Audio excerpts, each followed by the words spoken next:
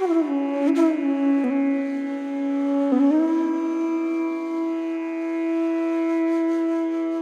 Buddha, before he passed away, he suggested or he just ordained to his disciple to visit four places where he was born, where he was enlightened, where he gave a first preaching, and where he passed away. Very interestingly, Buddha is the only teacher who recommended to his follower to visit these four places after he is no more.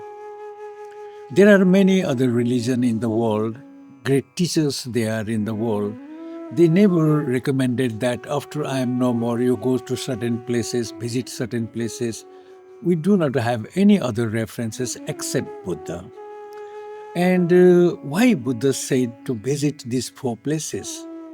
And how to visit these four places? Buddha said that you must visit with a faith, not by belief. Faith which comes from your heart. And go with the devotion, not my face devoted to my teaching. And Buddha further explained that you should visit these places with the mindfulness. So the mindfulness is the basic teaching of the Buddha. If you remove the mindfulness from the Buddha's teaching, whole Buddha's teaching will be crumbled. And Buddha said that if you visit with faith, belief, and mindfulness, these are the places where you can feel the apprehensive nature of impermanence. In a Sanskrit or in a Pali language, it said that Vairagya Jagaune. Vairagya means detachment from the material world. Because every compound thing has got the decaying character. One day it will decay. Everything is in transition, and everything is impermanence. And if you realize that impermanence of the nature of the things which you are attached with you, so these are the places where you can feel it that no, this is all impermanence. And when I studied the Buddha's teaching and all that, these are the places where the teacher has left his energy. When you visit these places with faith, devotion, and mindfulness, when you touch the ground, that energy starts touching your body. That gives you the kind of a vibration. And ultimate goal is to get a peace of mind. This is why Buddha said, and the people, they started visiting these four places right after the Mahaparinirvana or death of the Buddha. So these four places are one of the most sacred places for the Buddhist, and not only for the Buddhists. I found it for the people, those who love the peace, compassion. So these are the center for the energy powerhouse.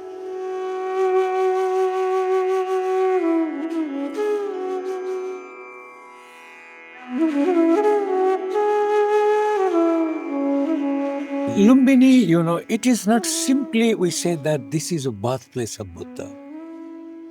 It is not that. And if you see the Mahayana text, before Buddha come to the world, he thought of five things, First, he selected the place. He selected the family. He selected the dynasty from where he want to come back. And he selected the time. So these are all the calculation it was made when he was as a bodhisattva in Tushita heaven. So Lumbini, he selected that it is a place where I will come next. And another very important thing is that, Lumbini is almost like a center of these two the capital cities. There were two kingdoms during the Buddha's time in this part of Nepal. West of Lumbini is about 28 kilometers, was a capital city of the Sakya kingdom. About 30 to 35 kilometers east of Lumbini was another kingdom. Capital city was called Devadaha. Lumbini almost comes in the center of these two kingdoms. So people used to have, the three different type of transportation of that time. General ordinary people, they travel by bullock cart. Some rich people, they travel by horse chariot. And royalties, especially, they travel by palanquin. To travel by palanquin almost like a 65 to 70 kilometer in a single day was not possible. So Lumbini was a halting place for both the people of these two kingdoms. They just travel for the half day, they spend a night, and next day they used to go to another places. So Mother of Buddha, while she was traveling to her parents' home Devadah, she arrived in Lumbini. And nearby the birthplace of Buddha, there was a village called Lumbini Grama, which we find in the Ashoka pillar inscription says that Lumbini Game. The village was there. So most probably Maya Devi, mother of Buddha, spent her night after giving birth to the child in that village. So where the Buddha was born, it was a small garden. So mother of Buddha wanted to go and see the garden, carrying a baby in her womb, walking slowly, enjoying the beauty of Lumbini, supported by some, the lady's servant. While she was walking, she felt a pain, and this is how she gave birth to the child. So even if you see in the whole life of Buddha, we hardly have any importance of Lumbini. There is no any, the importance of Lumbini during the lifetime of Buddha. When he was passing away, then he recommended you go to Lumbini. Not only for Lumbini, he recommended go to Bodh Gaya, go to Saranath, go to Kushinagar. So these are the places where he left his energy.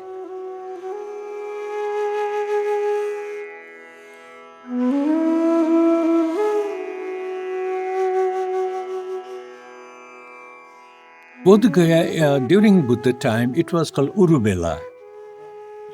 The name of the place is called Urumela, not the Bodh Gaya.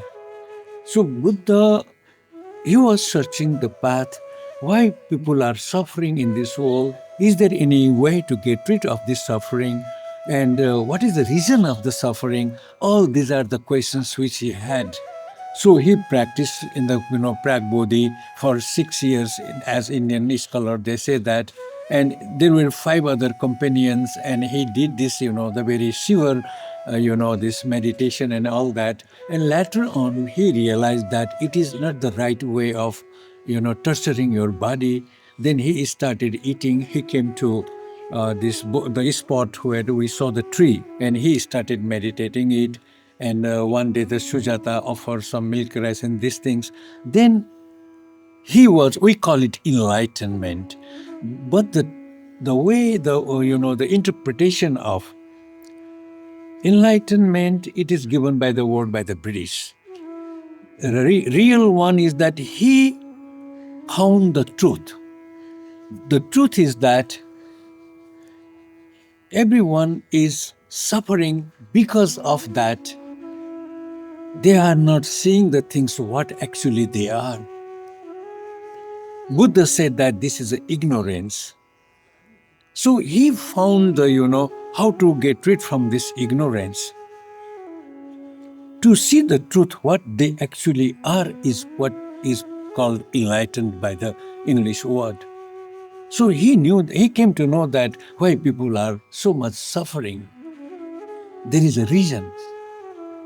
The reason, simply we say that it is an attachment. And that attachment with those material things who has got the impermanence character. We say my, mine, I. These are all the, the ignorance. So that is the reason, the Bodh Gaya where he was enlightened, we call it. And this is the place Buddha, he recommended that after I am no more, you visit this Bodh Gaya. As per the literature, after Ashoka, he became a follower of the Buddha. He started giving more time to that tree. He often used to go and come to that tree, worship it, and he just look after the tree and all that. One of his wife was very jealous of that. And she gave some, money and to some Bhogaban boys, and he said that it is killed. And Ashoka, again, offering water, offering milk and all that, the tree was germinated. In Ashoka's time, there was a third Buddhist council was held in Pataliputra, that is a present Patna. First Buddhist council was held immediately after the 3 months of Buddha passed away. Second council was held after 100 years after Buddha's Mahaparinirvana. That was the third council. Why Ashoka made a third council is that, there were a kind of sign of division in Buddha's teaching. There were a kind of a different interpretation monks started giving it. And there is a question of separation among the teaching of the Buddha. Ashoka wanted to not to schism. He wanted to unite the monk Sangha. So he made a third Buddhist council. In that third Buddhist council, Ashoka sent 9 Buddhist missionaries to different parts of the world. Even he sent his son Mahendra and Sanghamitra daughter to Sri Lanka. And when Sanghamitra went to Sri Lanka, she carried a small branch of Bodhgaya, that tree where Buddha was enlightened. And they planted that in the Anuradhapuram. And still that tree is surviving. And according to Encyclopedia Britannica, that is one of the oldest surviving tree in the world.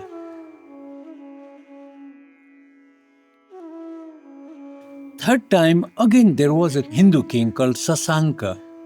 He is a king of Odisha in this area. He cut down that tree.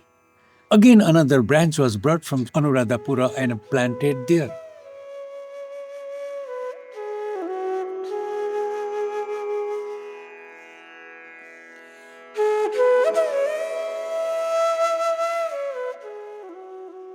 Fourth time it was destroyed by the Islam. And somehow the tree was survived. And in the 18th century, the tree became very old. There was a big storm and these things. So the tree was fallen down. So Alexander Cunningham, the great archaeologist who worked in Bodh Gaya in 1861-62, so he created a tissue culture and the tree is involved. So tree what we see today is about 240 years old and it is a 4th generation of the original tree.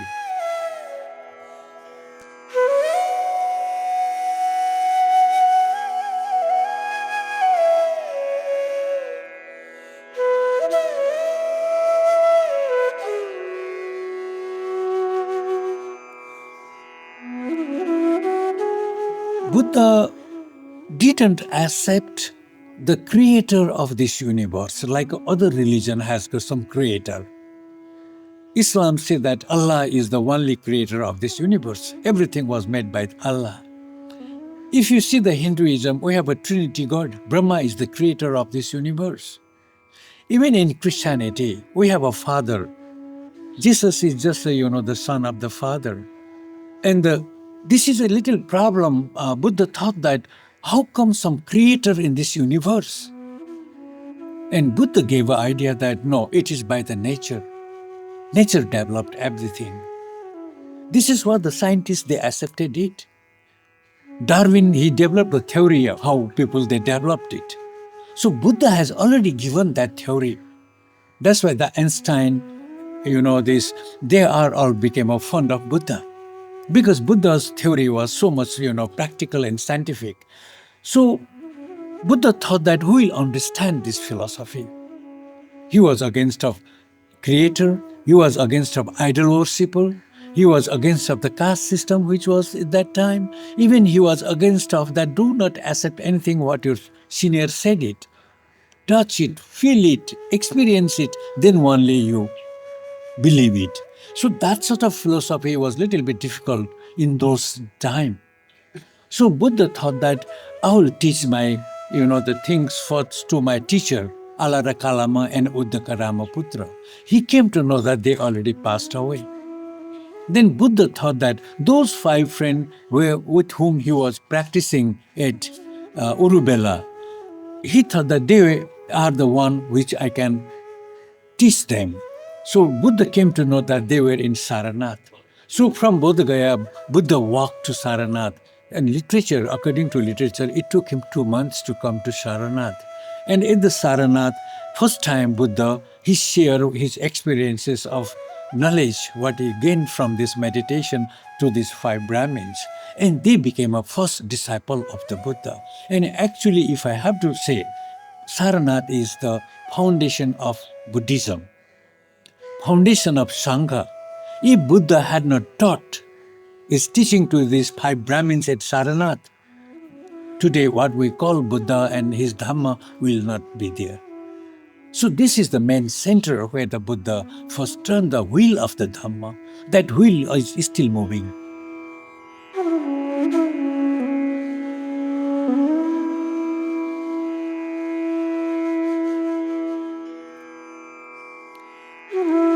Buddha was 79 years old at the time. And Buddha said to Ananda, Ananda, I want to go to Vaisali. So Buddha left Rajgir, then he came to Belubana, they came to Amalakkhibana, he came to Pavarika, then he came to Pataliputra, and in Pataliputra he stayed few days, then crossed the river Ganges. This is how, he came to Vaisali. And it was the time of the rainy retreat.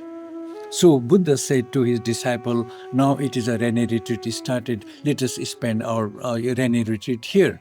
And during that time, Buddha got sick. He was very badly sick at that time. And Buddha realized that, oh, I'm very old now. My days are coming closer. Because Buddha knew that every old man, even today in this world, every old man, when they get old and old and old, they start thinking about that, my days are coming sooner and sooner. Buddha realized that. And after the rainy retreat over, one day Buddha said to the Lichavi people, Lichabis, I am seeing this Vaisali for the last time. So after 3 months of this, I will die in Kushinara. Everybody became very emotional. Suddenly Buddha said that after 3 months, I will leave this world. Everybody became very emotional. And lastly, Buddha said to them about the impermanence, the one who comes to this world has to go like me. It is not that I'm exceptional. This is how Buddha left there. Then there came many villages. All the villages, Buddha gave a teaching. And always Buddha used to say that, practice this Dhamma.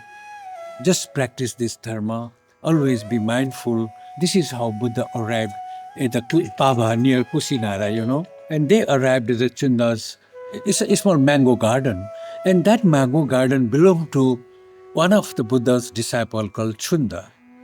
And Buddha said, Ananda, I like this garden. Let us spend a night here. And Ananda accepted. And Chunda came to know that Buddha is arrived in my garden. So Chunda, he was a late disciple of the Buddha. Immediately he came to the garden. He bowed 3 times in front of Buddha and he requested for the lunch in his house. And Buddha accepted it. Next day, Buddha and there were 30 other monks, they went to Chanda's house. The food, during that time, food was given to Buddha first, and after Buddha finished, then only the food was given to the other monks. So Chunda, he was so excited, Buddha accepted his invitation. He wanted to offer a food to Buddha. What food should I prepare for him? He was overexcited. So he wanted to prepare a very tasty and best food to the Buddha. So Buddha came and he offered the food to the Buddha. Buddha mixed his food with some vegetable. Buddha just put a handful of food in his mouth. Immediately Buddha realized that there is some mistake, there is something wrong with the food. So just to respect to that food, he just swallowed it. And he called Chunda and said, Chunda, you have given one of the most beautiful food in my life. So it's a very tasty, very delicious, superb. Please do not offer this food to the others.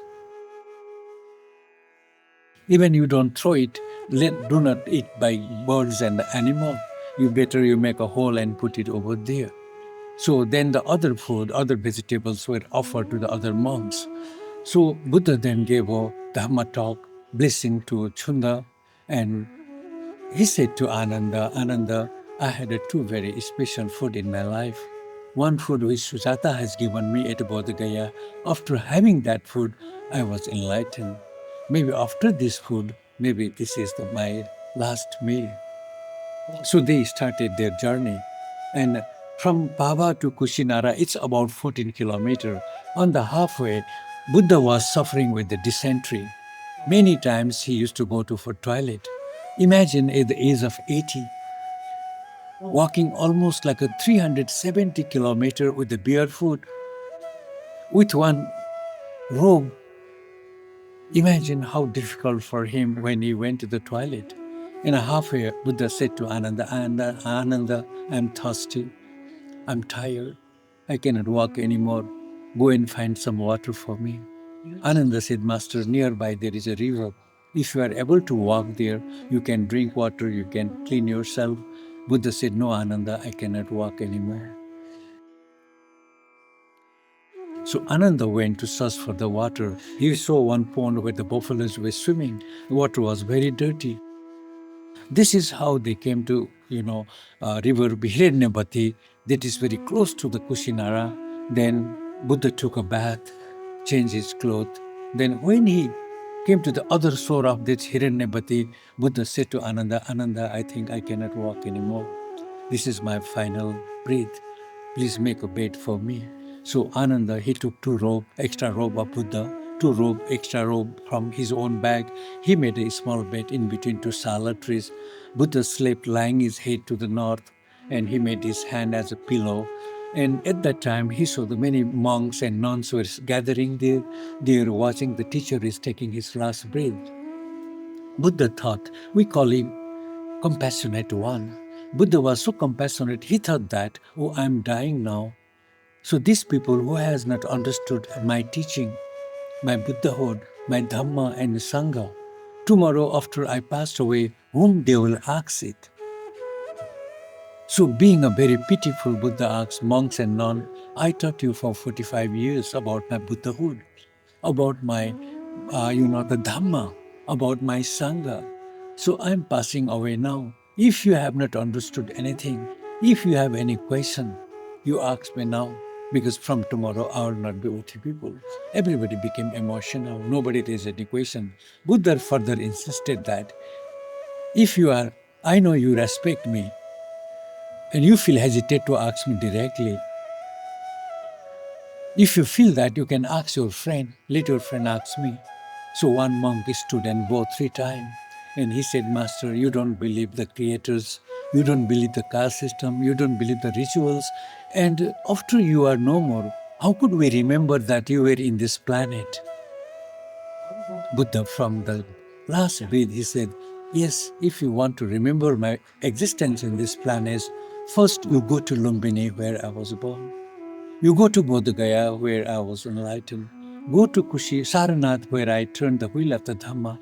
Come to this place where I am passing away. Then he explained how to go and what are the reasons that which I already explained to you. This is where Buddha passed away at Kushinara.